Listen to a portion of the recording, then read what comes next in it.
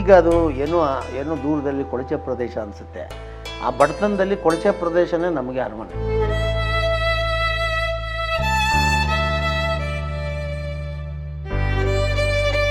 ಆಮೇಲೆ ಅಲ್ಲಿ first of all ಬಡತನದಲ್ಲಿ ಜಾತಿ ಇರೋಲ್ಲ. ನಂಜುಂಡಿ ಹಾಡು ಊರೇ ಹಾಡಲಿ, ನಂಜುಂಡಿ ಮಾತು ಊರೇ ಕೇಳಲಿ.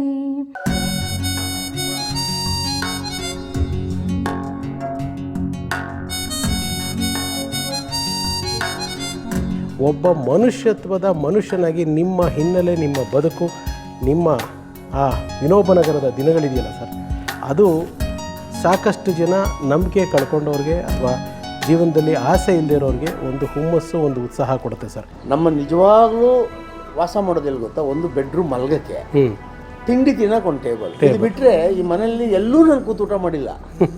ಬಡವ ಶ್ರೀಮಂತ ಆಗಬಾರ್ದು. ಚೆನ್ನಾಗಿದೆ ಮಾತಿದು.